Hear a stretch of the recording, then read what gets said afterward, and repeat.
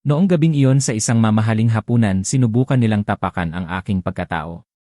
Sa harap mismo ng pamilya ng aking anak. Ang hiya ang kahihiyan na yon ay halos hindi ko makayanan. 30 taon nag-iisa kong itinayo ang lahat para sa kanya. Ngunit para sa kanila, ako'y isang simpleng matanda lamang isang taong walang halaga, hanggat hindi nila kailangan ang aking pirma. Pero mayroon akong isang lihim na yaman, isang alas na hindi nila kailanman nakita. Ang matandang minamaliit nila, siya pala ang may-ari ng buong kaharian. Hindi ito paghihiganti. Ito ay pagbawi ng dangal. At bibigyan ko sila ng isang leksyon na hinding-hindi nila malilimutan hanggang sa kanilang mga apo. Kung naramdaman mo na ang maliitin, i-like at share mo ito. At i-comment mo saan ka nanonood, kwentuhan mo ako. Mayroon akong isang simpleng bahay sa Bulacan kung saan ang mga tanim kong kamatis ay mas inaalagaan ko pa kaysa sa anumang ulat sa pananalapi. Dito, sa tahimik na lugar na ito, ay perpekto kong naitatago ang dalawang buhay ko. Ang pangalan ko ay Francisco de la Cruz, pero mas kilala ako sa palayaw na Kiko.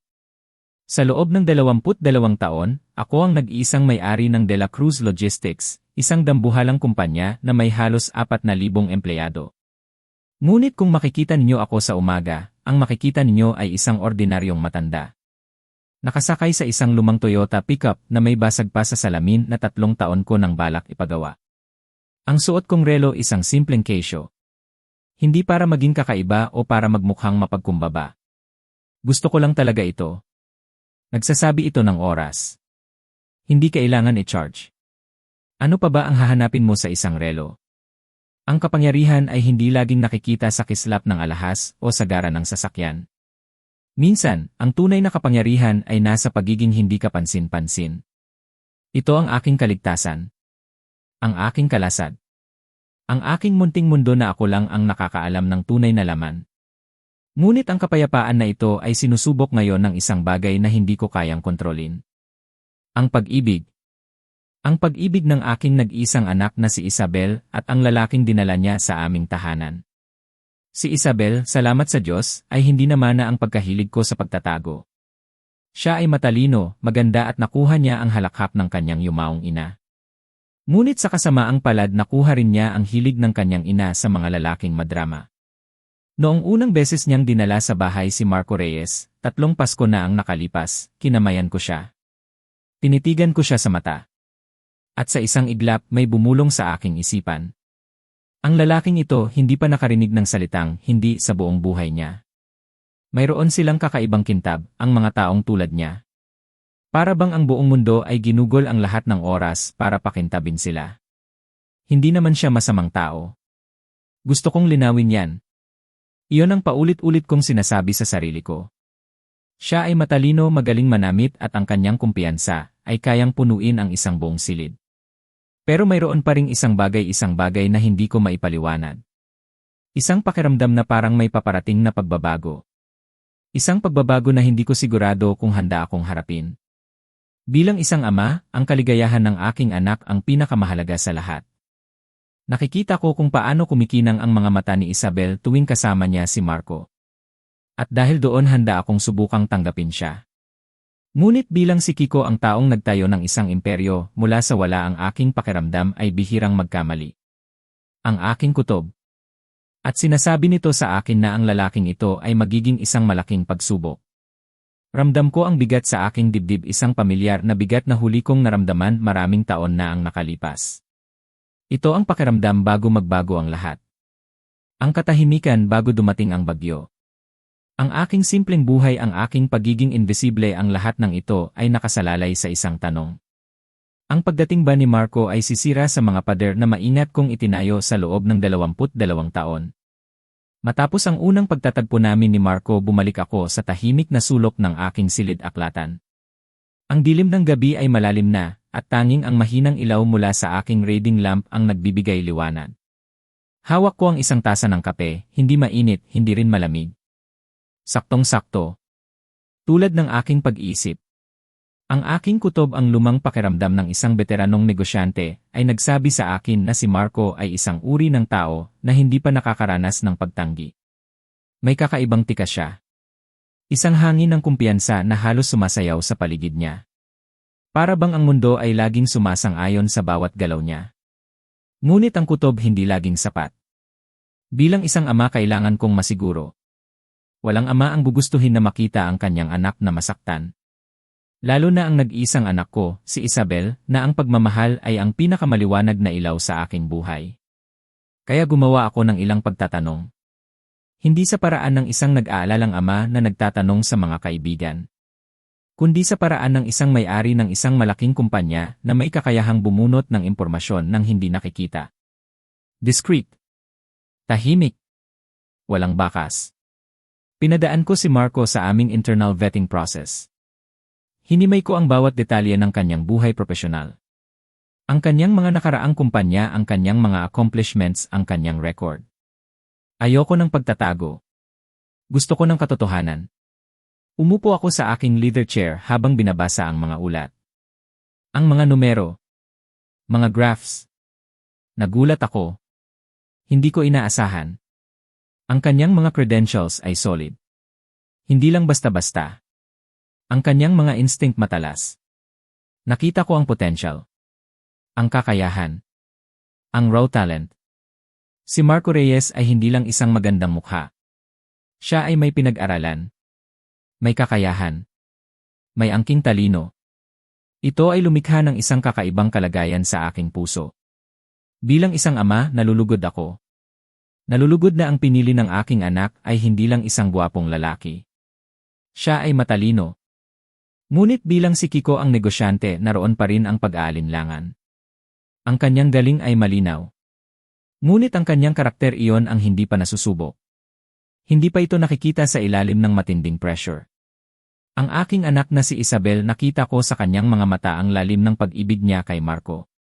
Ito ang uri ng pag-ibig na nagpapagaan ng aking puso, ngunit nagpapataas din ng aking pag-aalala. Ang pag-ibig na ito ay kasing ganda ng isang bulaklak na sumisibol, ngunit kasing vulnerable din sa lamig ng taglamig. Gusto kong protektahan si Isabel. Sa anumang paraan. At doon sumibol sa aking isipan ang isang ideya. Isang ideya na hindi pa niya kailanman nagawa sa loob ng 22 taon bilang isang amo. Isang ideya na kasing lakas ng aking pagmamahal sa aking anak.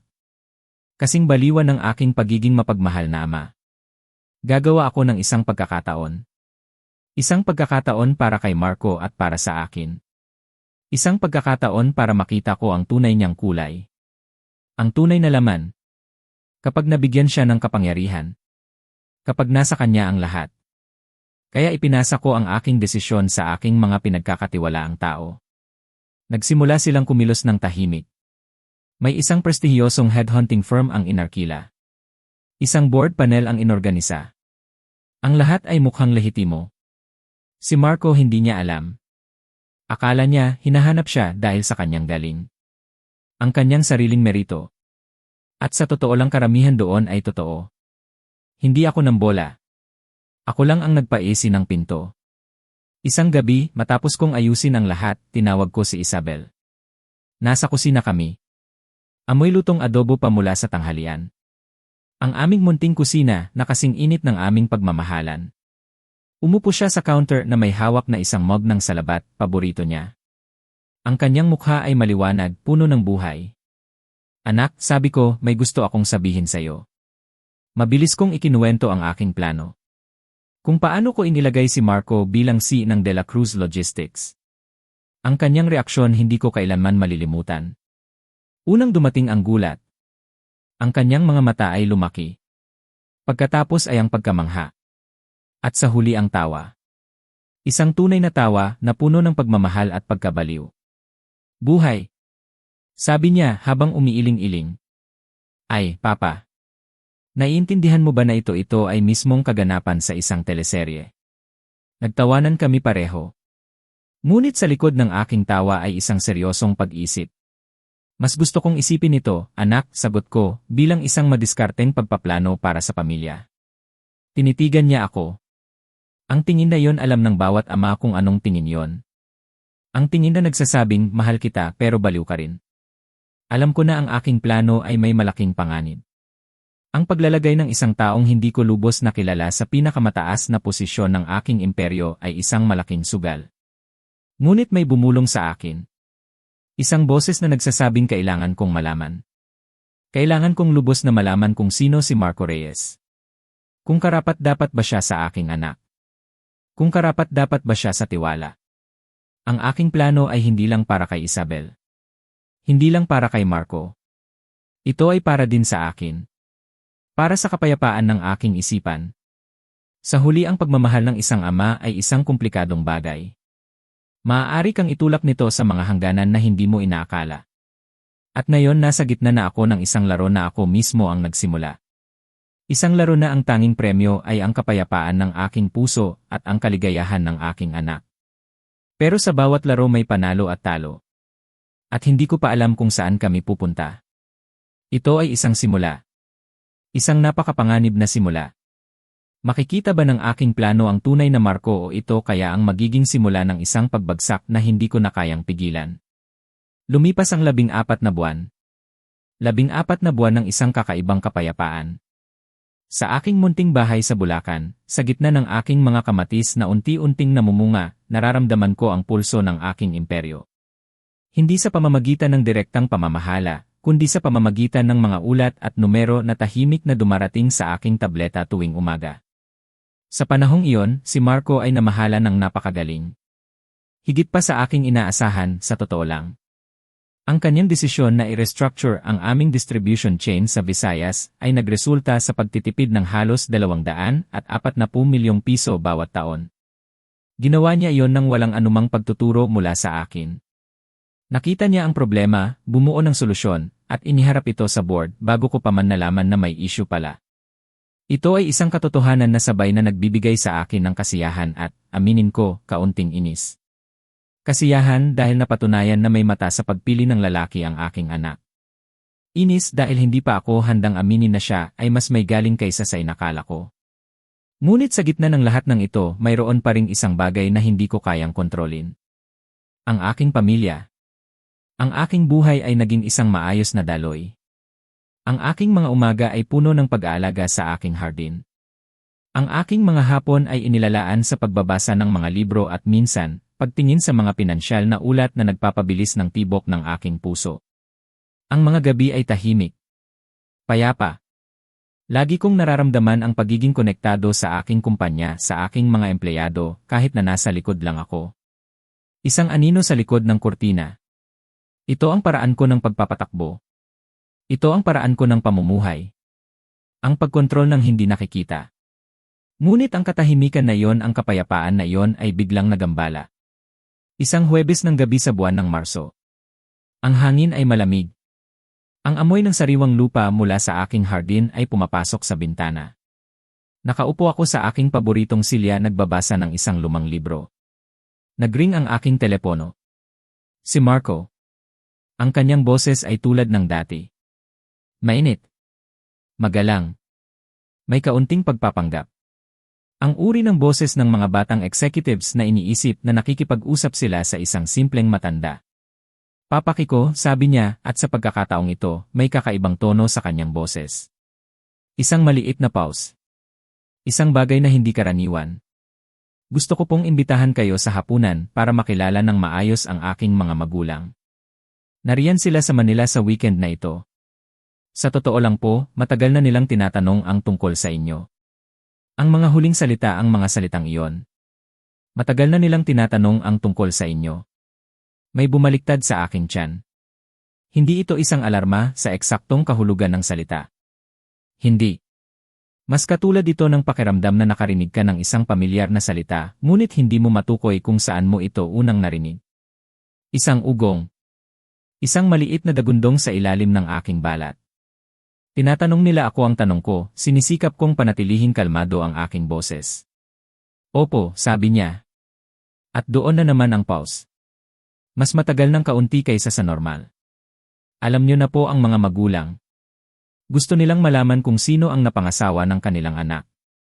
Ang mga salitang iyon nagdulot ng isang napakaliit na kutob, isang alon ng pag-aalinlangan. Ang aking utak, ang aking mga instincts ay nagsimulang gumana. Hindi ko na ito binigyan ng malaking pansin noong una. Marahil ay normal lang. Isang courtesy call. Isang pamilyar na ritual sa kultura ng Pilipino. Ngunit sa likod ng aking isipan may isang tinig na nagsasabing hindi. Ang tinig na iyon ang tinig ng 30 taon sa negosyo. 30 taon ng pagtitiwala at minsan pagtataksil. 30 taon ng pagiging maingat. Ang aking kutob ay malinaw na nagsasalita. Muntik na akong tumanggi. Ang aking instinct ay malakas. Ayokong mapunta sa isang sitwasyon na hindi ko kontrolado. Ayokong ilantad ang aking sarili.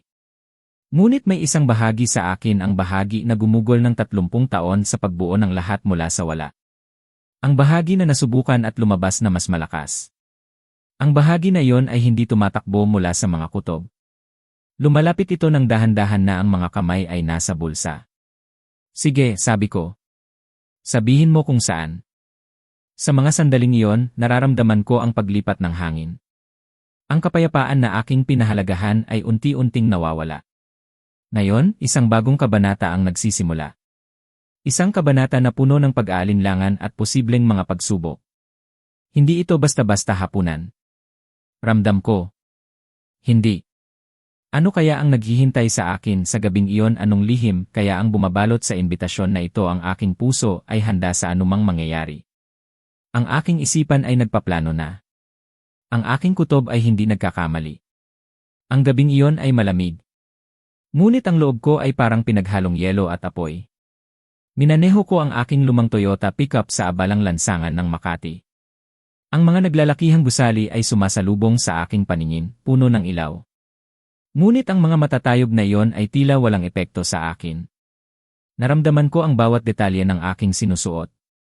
Ang aking paboritong flannel shirt, nilabhan at inamoy ko pa ang pabango ng detergent bago isinampay. Hindi ito bago. Hindi ito mamahalin. Ngunit ito ang aking baluti. Ito ang aking pagkatao. Ang restaurant na pinuntahan namin ay La Ilustre. O, ang pangalan pa lang nagpapahiwatig na ng kayamanan at kasaysayan. Ang labas pa lang, makikita mo na ang mga valet na nakasuot ng uniforme, abala sa pag-aasikaso ng mga mamahaling sasakyan. Mga Mercedes. Mga Genre. Mga sports car.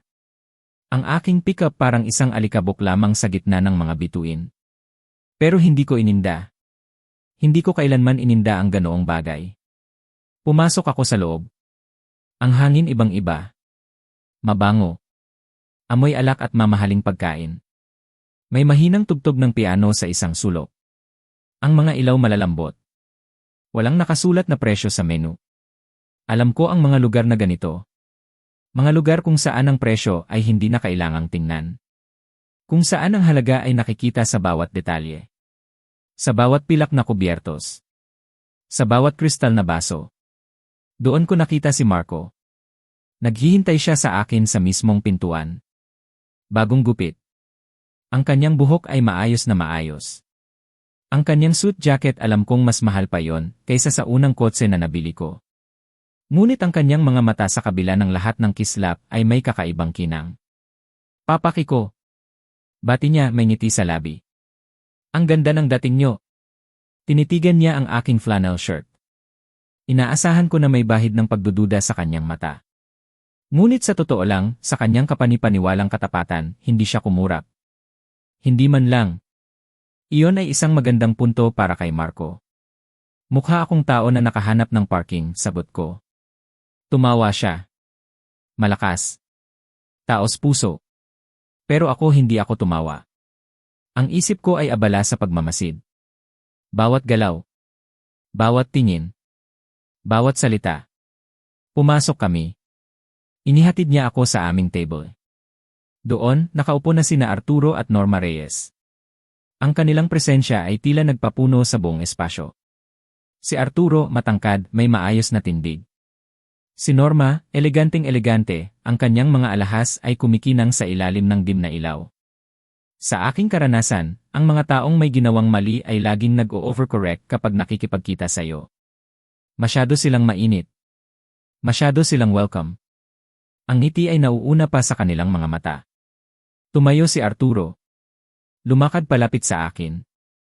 At nakipagkamay gamit ang dalawang kamay.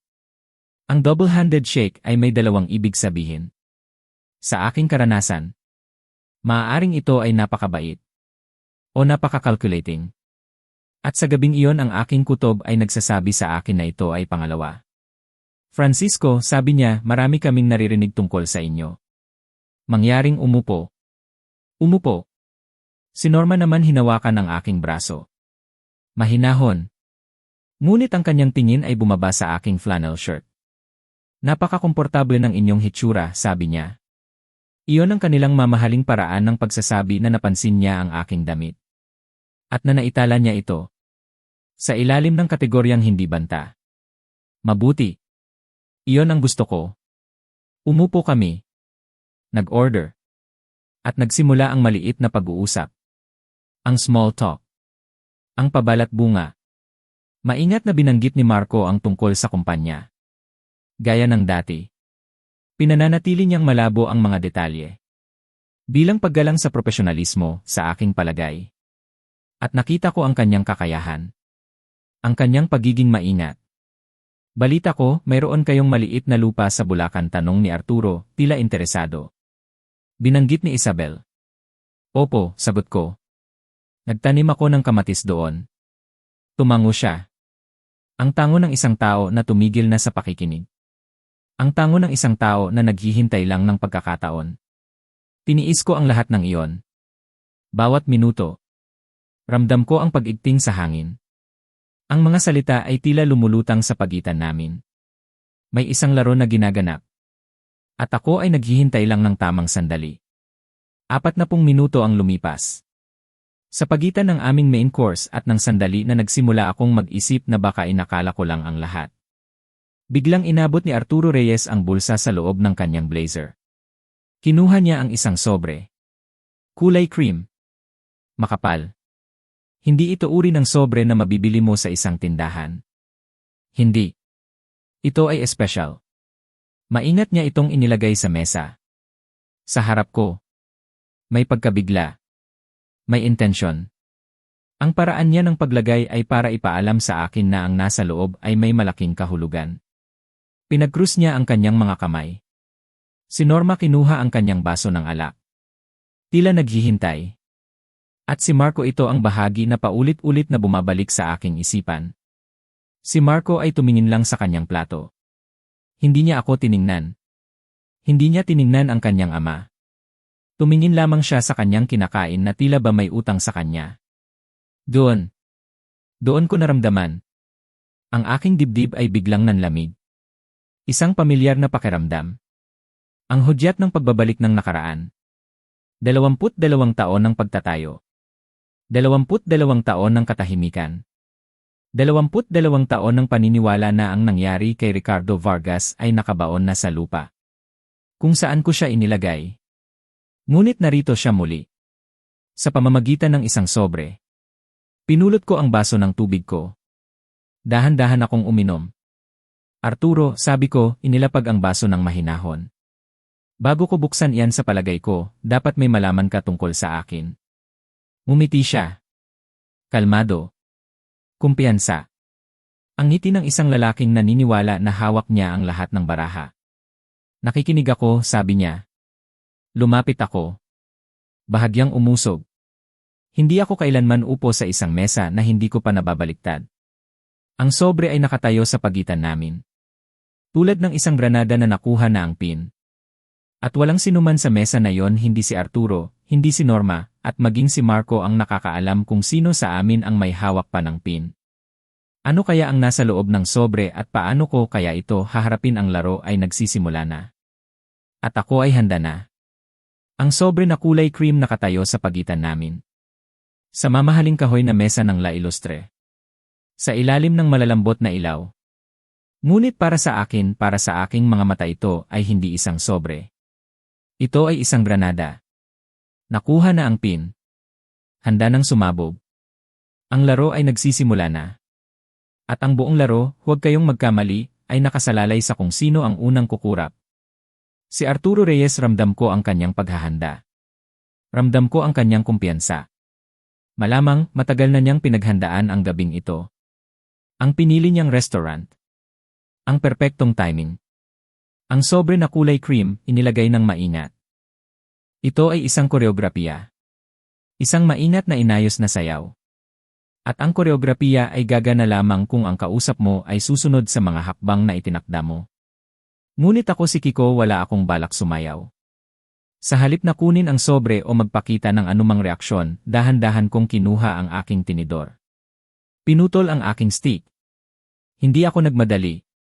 Hinayaan kong umupo ang katahimikan sa mesa. Tulad ng isang ikalimang bisita na walang nag-imbita. Isang bisita na mas mabigat kaysa sa sinuman sa amin. Ang bawat segundo ay nararamdaman kong mahaba. Ang bawat tiktok ng oras ay isang pagsubok ng kalooban. Si Norma bahagya siyang gumalaw sa kanyang upuan. Isang maliit na ingay. Ang kanyang mga mata gumalaw mula kay Arturo patungo sa akin. May bahid ng pag-aalala.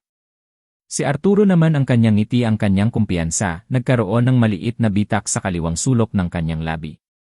Isang napakaliit na bitak. Ngunit nakita ko yon. Ang kanyang katahimikan ay hindi na ganoon kakalmado. At si Marco, ang aking manugang, ang kanyang tingin ay nanatili sa kanyang plato. Ang kanyang pagtingin sa salmon ay tila ba ito ang pinakamahalagang bagay sa mundo. Hindi niya ako tiningnan. Hindi niya tiningnan ang kanyang ama. Isang senyales. Isang senyales na hindi ko pwedeng baliwalain. Sa loob ng halos 45 segundo na tila isang buong oras na natili ang katahimikan. Isang napakagandang katahimikan para sa akin. Sa wakas inilapag ko ang aking tinidor. Pinunasan ang aking bibig ng telang napkin. At dahan-dahan inabot ko ang sobre. Hindi ako nagpakita ng pagmamadali. Hindi ako nagpakita ng takot. Binuksan ko ito. Sa loob may mga dokumento. Photocopy. Ngunit malinis. Maayos na inayos. Ang uri ng pagkaayos na nagsasabing may abogado ang humawak nito. Hindi ko agad binasa. Hindi ko kailangan. Dahil sa sandaling lumapat ang aking mga mata sa pangalan sa pinakataas ng unang pahina, ang buong dibdib ko ay biglang nanlamig. Ngunit sabay naging kalmado. Ricardo Vargas. Ang pangalan na yon. Ang pangalan na matagal ko nang inilibing sa pinakamalalim na bahagi ng aking alaala. Ang pangalan na nagpabalik sa akin sa simula. Sa pinakamadilim na bahagi ng aking nakaraan. Ang alaala ni Ricardo ay bumalik na parang alon. Isang malamig na alon. Ito ay hindi lamang isang pangalan. Ito ay isang paalala. Isang paalala ng pagtataksil. Ng hirap. Ng sakit. Ramdam ko ang pag-igting sa aking mga kalamnan. Ngunit ang aking mukha na natiling kalmado. Isang blankong slate. Walang emosyon. Ito ang aking kasanayan. Ang aking proteksyon. Tiningnan ko ang bawat isa sa kanila. Si Arturo nakatitig sa akin. May pag-asa. May kumpiyansa. Si Norma nakikinig. Si Marco nanatili ang kanyang tingin sa plato. Alam ko na. Ang kanilang plano, ang kanilang armas ay ang nakaraan. Ang aking nakaraan. Ngunit ang nakaraan ay hindi isang kulungan. Ito ay isang paaralan. At ako ay isang estudyante na marami nang natutunan. Ang sobre, ang granada ay nasa aking mga kamay na ngayon. Pero hindi pa ito sumasabog. At ako ang magpapasya kung kailan at paano ito sasabog. O kung sasabog nga ba. Ang bawat detalye ng gabing iyon, bawat salita, bawat tingin ay nagpapahiwatig ng isang malaking pagsubok. Isang pagsubok ng aking lakas. Ng aking karunungan. Ng aking kakayahang maging kalmado sa gitna ng unos. Handa na akong harapin ang multo ng nakaraan. Handa na akong balikan ang kwento ni Ricardo Vargas. Ngunit ang kwento na iyon ay may dalawang panig. At sila, ang magulang ni Marco, ay tila alam lang ang isang panig. Ang pangalan na iyon, Ricardo Vargas. Para akong binuhusan ng napakalamig na tubig. Ang lamig na dumaloy mula sa aking dibdib ay tila nagpabalik sa akin sa isang panahon na matagal ko nang inilibing. Sa loob ng 22 taon sinikap kong kalimutan. Ngunit ang pagkakita ng pangalang iyon ay parang bumalik ako sa taong 1987. Ang Maynila noong mga panahong iyon. Noong panahong iyon, ako at si Ricardo Vargas ay magkasosyo. 26 na taong gulang pa lang kami. Bata. Puno ng pangarap. Ngunit halos wala sa bulsa. Ito ang klase ng pagiging salat na tanging ang mga kabataang lalaki na may malaking ambisyon at walang puhunan ang makakaramdam. Ang aming opisina isang maliit na espasyo sa isang lumang gusali sa Manila. May amoy ng alikabok at lumang papel. Ngunit para sa amin yon ang aming palasyo. Iyon ang aming simula. Kami ay may isang plano. Isang malaking plano. Gusto naming bumuo ng isang bagay. Isang maliit na gawaan. Hindi bongga. Hindi sikat. Mga piyesa ng metal para sa mga pang-industriya na makina.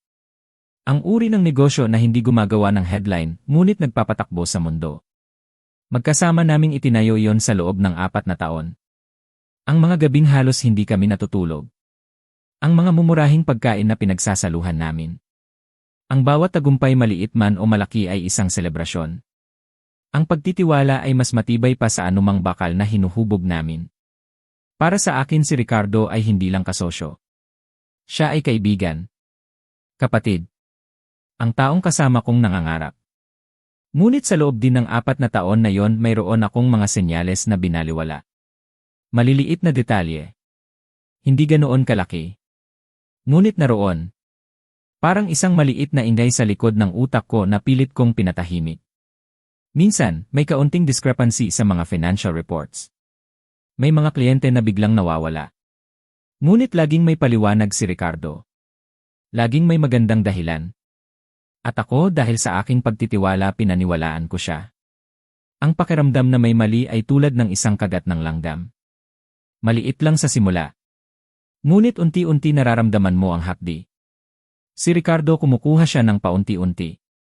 Hindi biglaan. Hindi sa isang iglap. Tulad ng mga anay na gumagapang tahimik. Patuloy. Hanggang sa ang istruktura ay maging guwang. At hindi mo malalaman hanggat hindi ka sumasandal sa maling pader. Unti-unti nagkaroon ng sariling operasyon si Ricardo. Isang kompetisyon. Ito ay itinayo gamit ang aming mga kliyente. Ang aming mga kontak. Ang aking mga relasyon.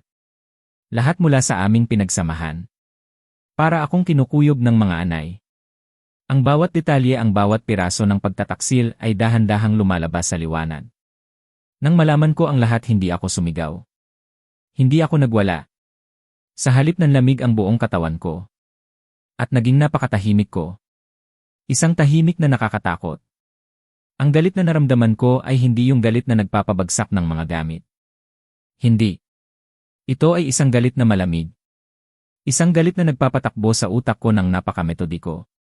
Sa loob ng 6 na buwan ginugol ko ang bawat gabi sa pagdodokumento. Bawat transaksyon. Bawat kontratang inilihis. Bawat peking pirma.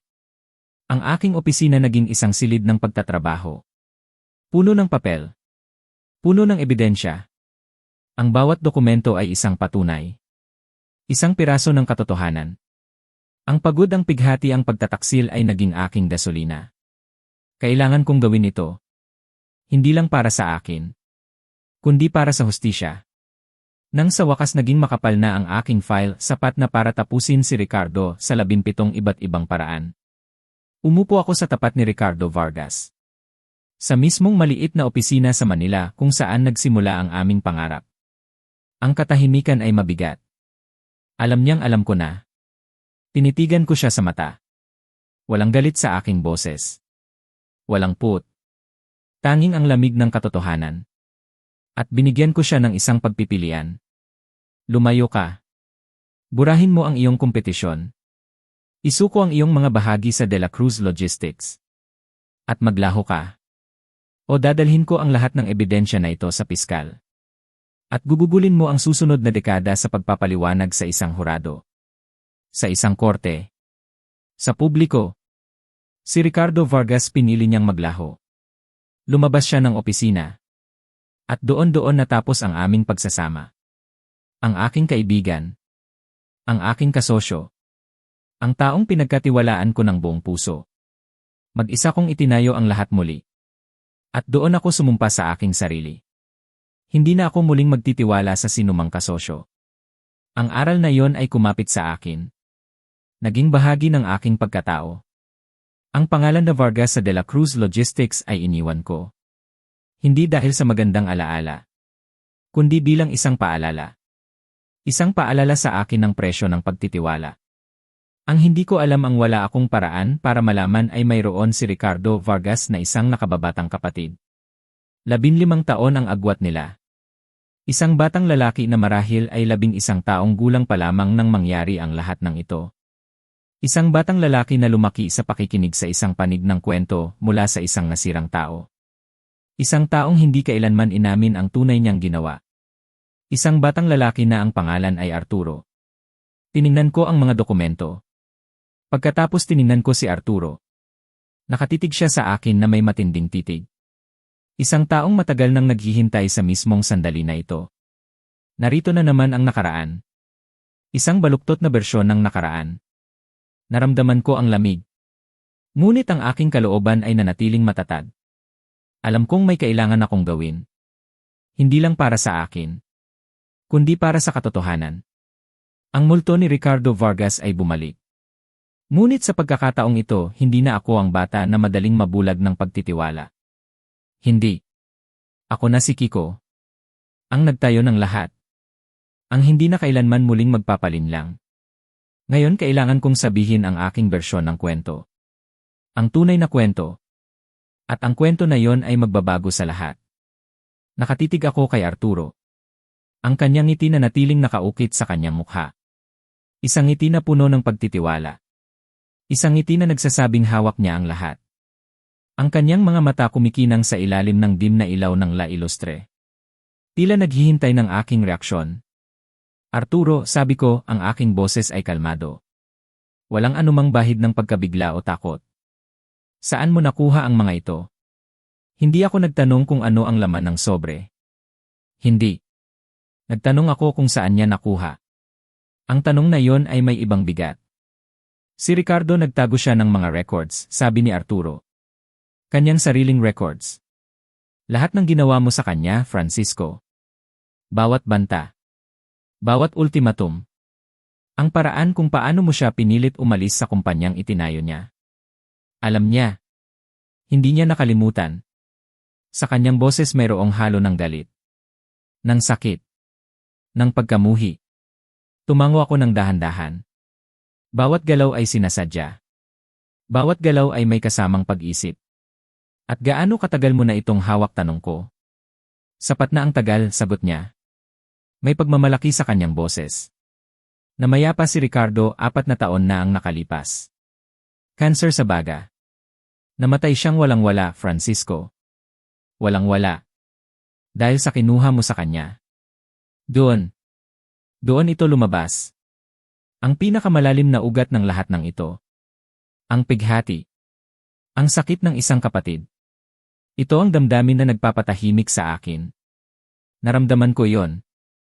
Ang isang maliit, tahimik na kirot. Para sa kwento na naniniwala si Arturo. Dahil totoo iyon sa kanya. Totoo ang kanyang sakit. Ngunit ang sakit ay hindi laging nangangahulugang tama ang iyong kwento. Arturo, sabi ko, maingat ang bawat salita ko.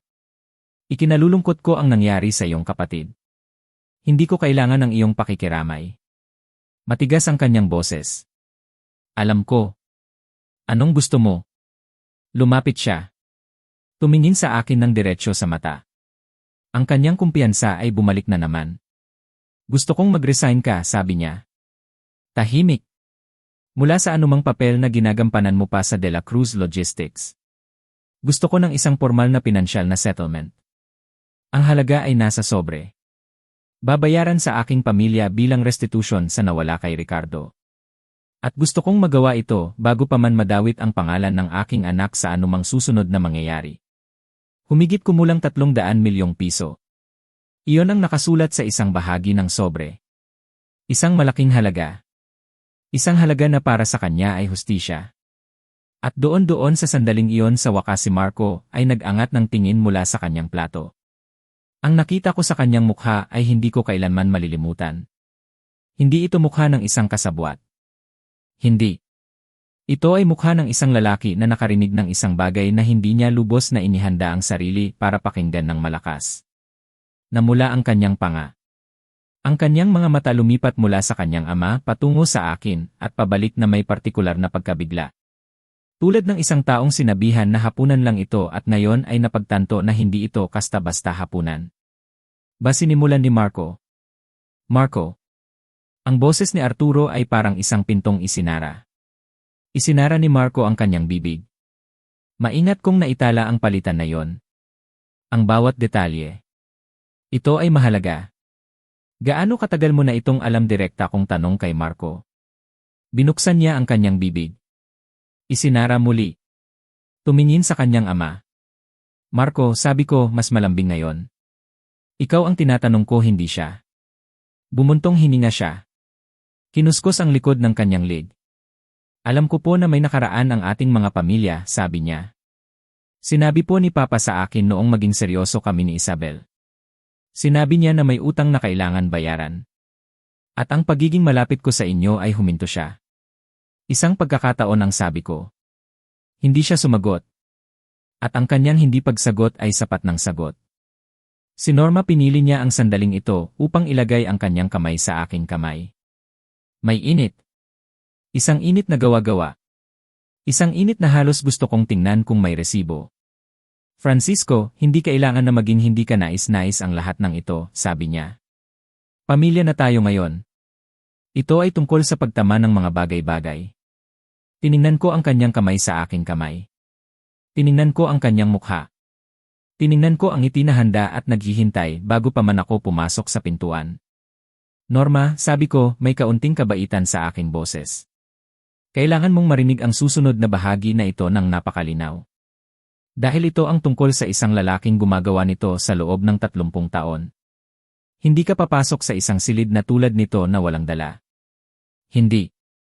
Lalo na kung ang iyong kutob ay bumubulong sa iyo sa buong linggo bago ang hapunan. Lalo na kung ang pangalang Ricardo Vargas ay naroon pa rin sa iyong nakaraan. Gumawa ako ng sarili kong tawag. Inilagay ko ang aking sariling sobre sa mesa.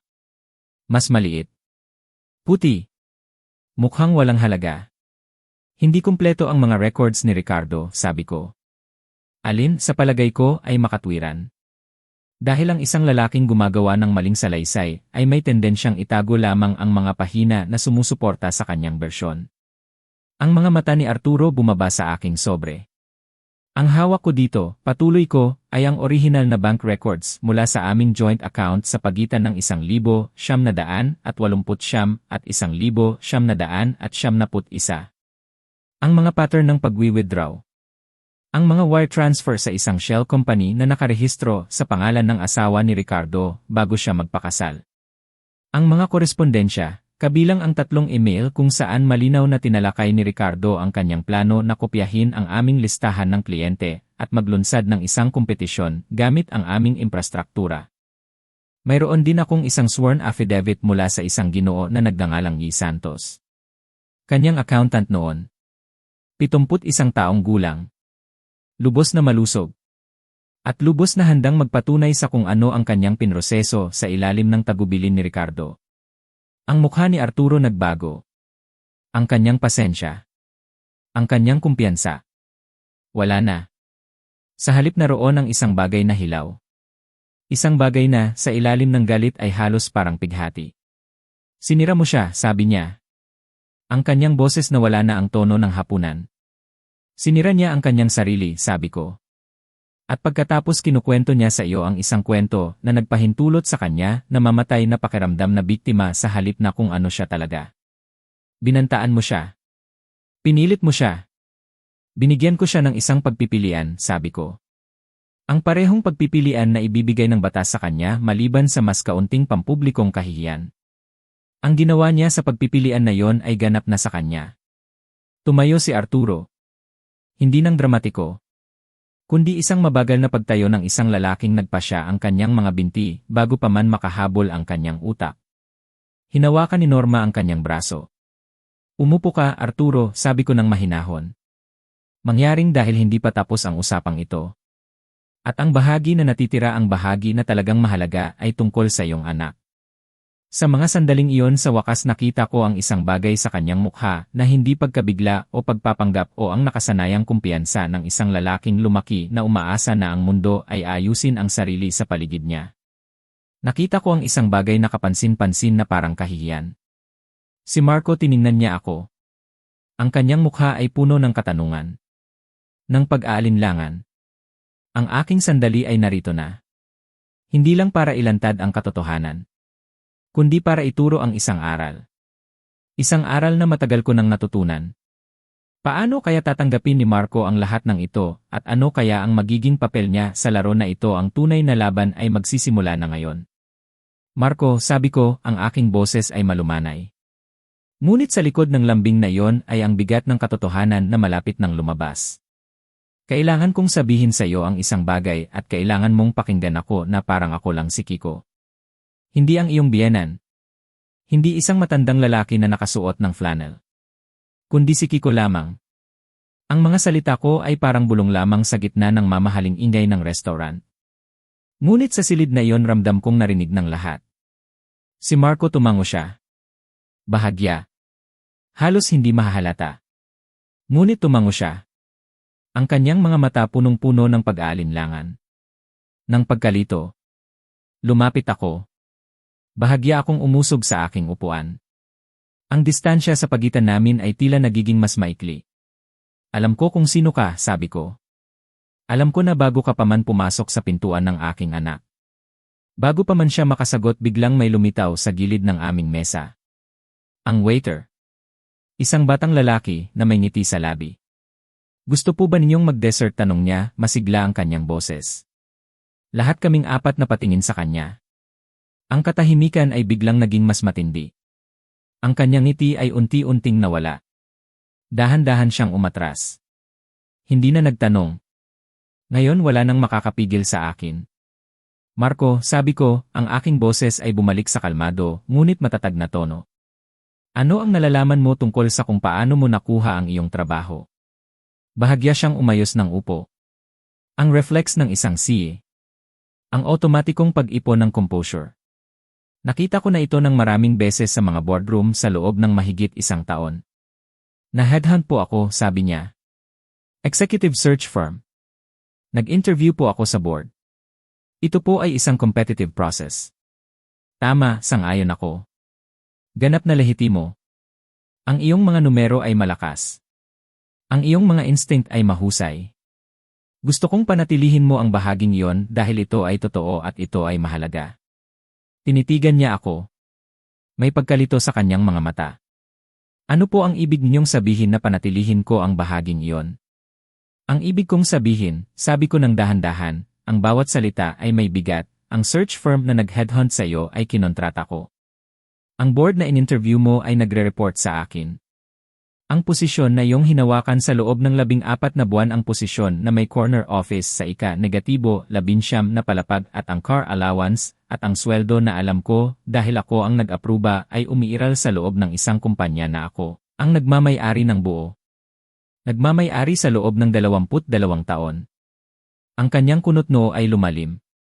Pagkatapos huminto. Pagkatapos ang kanyang mukha ay gumawa ng isang bagay na maaari ko lang ilarawan bilang isang mabagal na pag-shutdown ng sistema.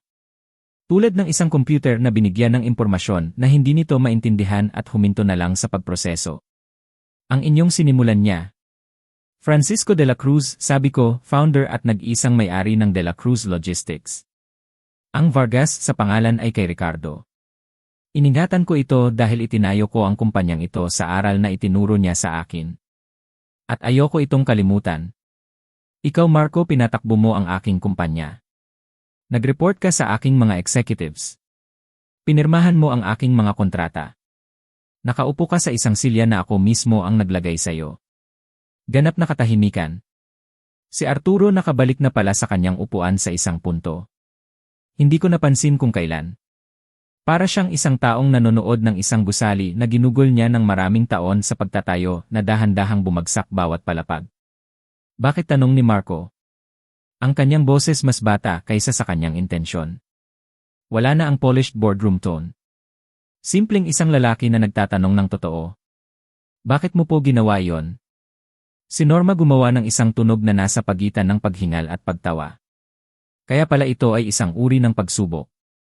Hindi, sabi ko, bumaling sa kanya. May pasensya. Isang pasensya na, gusto kong maintindihan nyo, ay ganap na totoo. Ito ay ako na nagiging isang ama. May pagkakaiba. Binigyan ko si Marco ng ilang sandali. Dahil ang ibinigay ko sa kanya ay napakabigat. At hindi ako isang malupit na tao. Gusto kong makahanap siya ng kanyang sariling pijak. Bago pa man ang susunod na bahagi. Dahil ang susunod na bahagi ay ang bahagi na mangangailangan sa kanya na gumawa ng isang desisyon. At ang mga desisyon na ginawa sa gitna ng kalituhan ay bihirang ang mga desisyon na pinaninindigan ng mga tao sa huli. Pinatakbo niya ang kanyang dalawang kamay sa kanyang buhok. Bumuntong hininga sa kanyang ilong. Tumingin sa tablecloth ng matagal. Pagkatapos tumingin siya sa kanyang ama. At nakita ko ang isang bagay na nagbago sa mga mata ni Marco Reyes na hindi ko inaasahan. Hindi na ito pagkalito. Hindi na ito eksaktong kahihiyan. Ito ay isang bagay na mas malamig at mas nagpapaliwanag. Isang paglinaw. Ang kanyang mundo ay nabasag. Ang kanyang mga tagumpay, ang kanyang pag-iisip sa kanyang sarili, lahat ay naging usok. Ang pagtatago ko, ang aking lihim ay lumabas na sa liwanag. At ang epekto nito ay mas malakas kaysa sa anumang granada.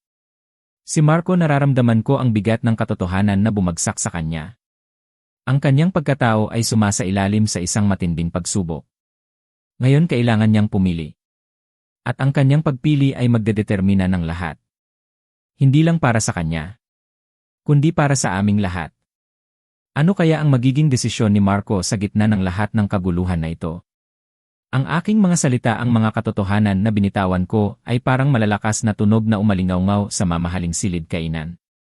Nagdulot ito ng katahimikan. Isang uri ng katahimikan na mas mabigat kaysa sa anumang ingay. Si Marco, nakita ko ang pagbagsak ng kanyang mundo. Ang pagkalito. Ang galit. Ang sakit. Ang lahat ng iyon ay naghalo sa kanyang mukha. Sa sandaling iyon, iniisip ko, ano kaya ang kanyang gagawin? Ito ang pinakamahalagang bahagi ng aking plano. Ang pinakamahalagang pagsubok. Kung anong klaseng tao ba talaga siya. Hindi siya bumaling sa akin. Hindi niya ako sinisi. Hindi niya ako hinarap. Sa halip, dahan-dahan nag-angat siya ng tingin sa kanyang ama. Baa ang boses ni Marco. Mahina. Ngunit may isang matalas na gilid na hindi ko kailanman narinig mula sa kanya. Gaano niyo na po alam kung sino si Papa Kiko? Naramdaman ko ang pag-igting sa hangin. Ito ay hindi na tungkol sa akin. Ito ay hindi na tungkol sa nakaraan. Ito ay tungkol sa kanilang pamilya. Isang pamilya na nabuo sa mga kasinungalingan. Si Arturo parang nabigla. Ang kanyang kumpiyansa biglang gumuho. Mabilis niyang inayos ang kanyang mga cufflinks. Isang maliit na galaw. Isang maliit na pagkaantala. Isang pagkaantala na halos nakakaawa sa kaparakan. Nagsimula akong maghinala noong sinabi mo sa akin ang pangalan ng kumpanya, sabi ni Arturo, sinisikap panatilihing kalmado ang kanyang boses. De la Cruz Vargas. Binanggit sa akin ni Ricardo si De la Cruz, maraming taon na ang nakalipas. Nag-research ako. Nang sinabi ko po sa inyo ang pangalan ng kumpanya, ulit ni Marco, mabagal ang bawat salita. Nagpapabilis ang kanyang utak. Naghahanap ng mga piraso ng puzzle. Ibig sabihin, bago pa po kami maging seryoso ni Isabel. Bago pa po kami mag-engage. Ang mga mata ni Marco lumaki. Lumabas ang katotohanan. Ang malalim na pagtataksil. Pinoprotektahan ko ang ating pamilya, sabi ni Arturo.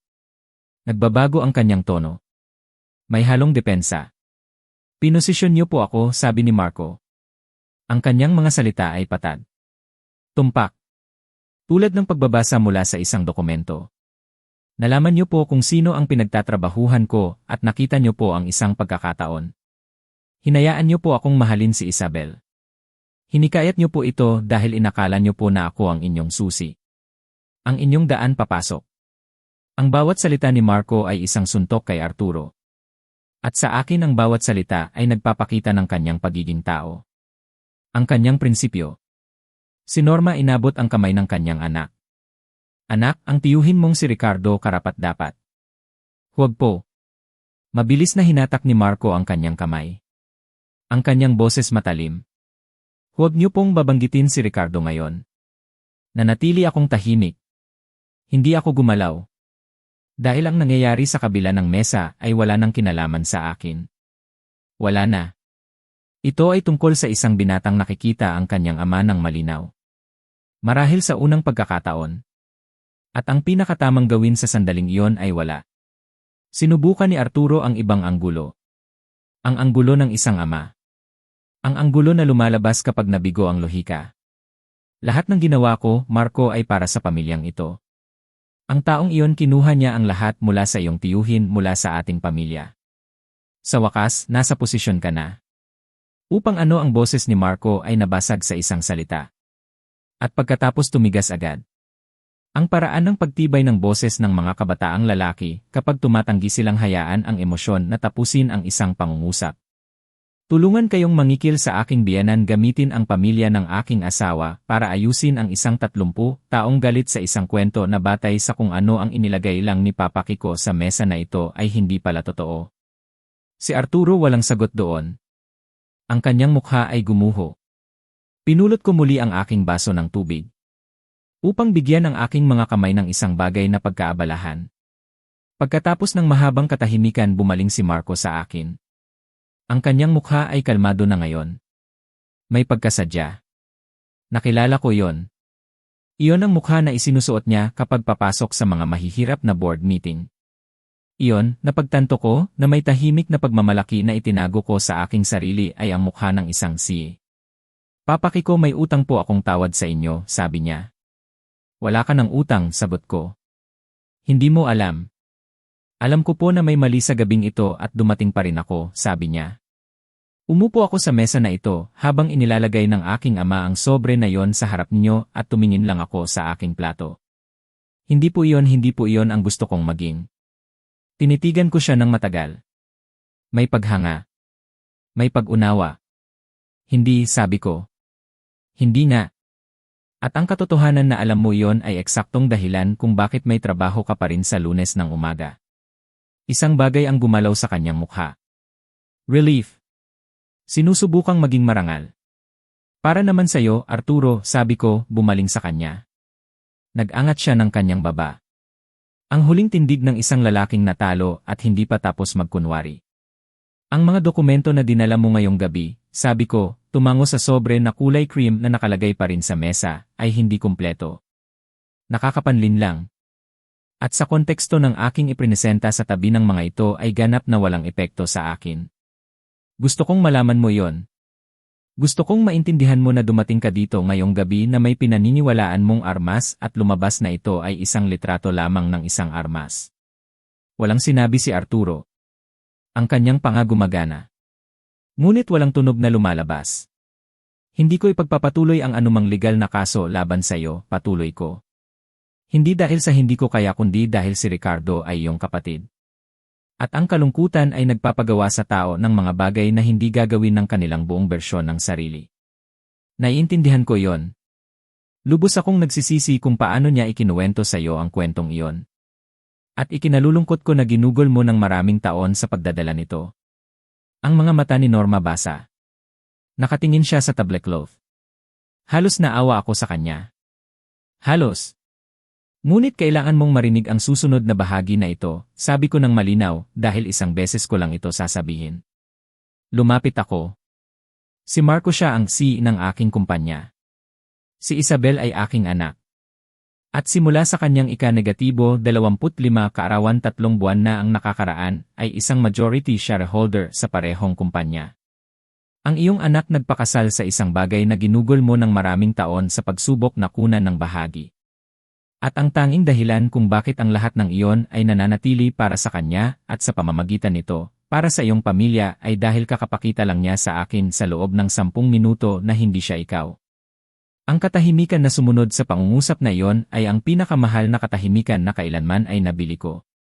At wala akong ginastos ni isang kusing para doon. Pinulot ni Arturo Reyes ang kanyang napkin. Pinalipit. Inilagay sa mesa sa tabi ng kanyang plato. Ang kilos ng isang taong walang nang magagawa sa kanyang mga kamay. Kailangan na tayong umalis, sabi niya kay Norma. Mahina. Tumango siya. Hindi tumingin sa akin. Hindi tumingin kay Marco. Tumayo sila. Inabot ni Arturo ang kanyang jacket. Reflexively, sa tingin ko, patungo sa sobre. Pagkatapos huminto. Iniwan ito doon. Matalino. Huminto siya sa balikat ni Marco sa kanyang paglabas. Anak, tatawagan kita. Mamaya po, sabi ni Marco. Hindi po ngayong gabi. Mamaya. Ang distansya sa dalawang salita na iyon ay kayang punuin ang buong restaurant. Lumabas sina Arturo at Norma Reyes sa La Ilustre. At pinanood ko silang umalis. At wala akong naramdamang anumang dramatiko. Tanging ang tahimik, na natiling pakiramdam ng isang bagay na hindi pa tapos sa loob ng 30 taon na sa wakas ay naayos na ng maayos sa isang estante. Naramdaman ko ang pagtatapos ng isang kabanata. At ang simula ng isang bago. Ano kaya ang susunod na mangyayari at paano kaya magpapatuloy ang buhay pagkatapos ng lahat ng ito? Umalis na sina Arturo at Norma Reyes sa La Ilustre. Naglaho sila sa labas ng aking paningin, tulad ng mga multo na sa wakas ay pinayagan ng makatawid. Pinanood ko silang umalis, at sa mga sandaling iyon, wala akong naramdamang anumang dramatiko. Walang galit. Walang pagtatagumpay. Tanging isang tahimik na natiling pakiramdam. Ang pakiramdam ng isang bagay na hindi pa tapos sa loob ng 30 taon na sa wakas ay naayos na ng maayos sa isang estante. Ang pagtitiwala. Ang katotohanan. Napatingin ako kay Marco. Nanatili kami sa aming upuan. Ang hangin sa pagitan namin ay malinis na ngayon. Parang pagkatapos ng malakas na pag-ulan. Sariwa. Tahimik kaming nakaupo ng sandali. Ang ingay ng restaurant, ang malumanay na tugtog ng piano ay naging background noise na lang. Ang aking isip ay abala sa pagproseso ng lahat. Biglang, lumitaw na naman ang waiter. Ang binatang iyon. Ang kanyang mukha ay may kumpiyansa na ngayon. Tila nagpasya siyang tapos na ang bagyo. Dessert po, tanong niya, may ngiti sa kanyang labi. Napatingin ako kay Marco. Napatingin si Marco sa akin. Alam mo kung ano sabi ko? Ano ba yung chocolate thing? Lava cake po, sir. 2 niyan, sabi ko. At kape. Kapeng barako. Hindi yung decaf na walang silbi. Ang waiter naglaho. Bumuntong hininga si Marco. Isang malalim na paghinga. Isang tunog na parang naghintay siya mula pa bago mag-appetizer. Ang bigat ay nabawasan na. Papaki ko, sabi niya. Kailangan ko pong tanungin kayo ng isang bagay. At kailangan ko pong maging tapat kayo sa akin. Lagi. Tiningnan niya ako ng diretsyo sa mata. Walang bahid ng pagdududa. Walang pag-aalinlangan. Tunay po ba na nagtitiwala kayo sa akin na patakbuhin ang kumpanya, tanong niya. Hindi po bilang asawa ni Isabel. Kundi bilang isang siye. Pinag-isipan ko ang tanong. Ang tanong na iyon ay nararapat na pag-isipan. 6 na buwan na ang nakakaraan, sabi ko. Ikaw ang nag-restructure ng distribution chain natin sa Visayas.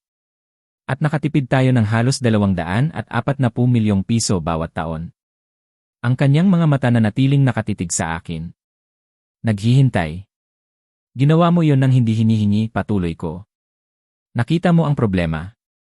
Bumuo ka ng solusyon. At iniharap mo ito sa board bago ko pa man nalaman na may issue. Huminto ako. Pinagmasdan ang kanyang reaksyon.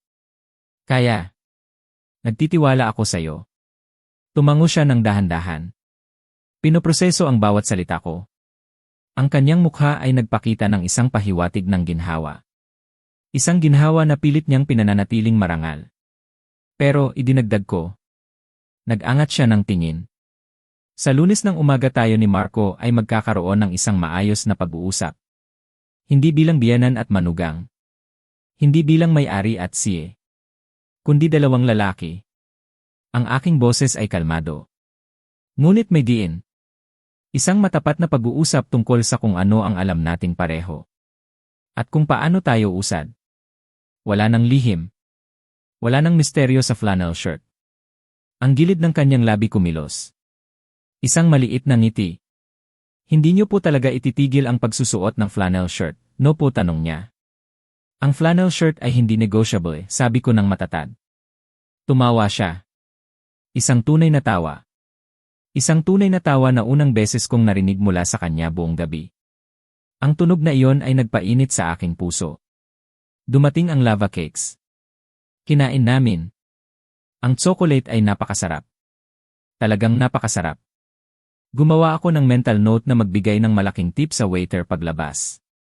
Dahil totoo lang, karapat-dapat ang binata. Minaneho ko pauwi ang aking 2006 Toyota Tacoma. May basag pa rin ang salamin sa passenger side. Ang lungsod lumipas sa mga bintana. At hinayaan ko lang. Inisip ko si Ricardo Vargas. Ang binatang siya bago siya lamunin ng kasakiman. Ang kanyang pagtataksil, ang kanyang pagkamatay, isang malungkot na kwento. Ngunit ito ang kwento na nagturo sa akin. Inisip ko si Arturo. Nakaupo marahil sa isang lugar ngayong gabi. May isang walang laman na sobre. At isang kwento na may malalaking butas. Kailangan niyang buuin muli ang kanyang salaysay. Mula sa simula. Inisip ko si Marco. Nagmamaneho pa uwi sa aking anak. Sinusubukang ipaliwanag ang isang gabi na nagpabago sa kanyang buong pag-unawa sa kanyang sariling buhay. Ang pagsubok na kanyang pinagdaanan ay nagpakita ng kanyang tunay na lakas. Ang kanyang integridad. Inisip ko ang ibig sabihin ng pagbuo ng isang bagay. Hindi lang isang kumpanya, kundi isang paraan ng paggalaw sa mundo. Ang paraan na kapag may dumating na sumalakay sa iyo at laging may darating, hindi ka mabibigla sa isang hapagkainan. Nasa bahay ka na. Pumasok ako sa aking driveway. Umupo ako sa truck ng 1 minuto. Tiningnan ko ang aking bahay. Simple. Mainit. Nakailaw mula sa loob dahil dumaan si Isabel kanina at laging nakakalimutan patayin ang ilaw sa kusina. Nag-vibrate ang aking telepono. Isang text mula kay Marco. Sinabi ko na po kay Isabel lahat.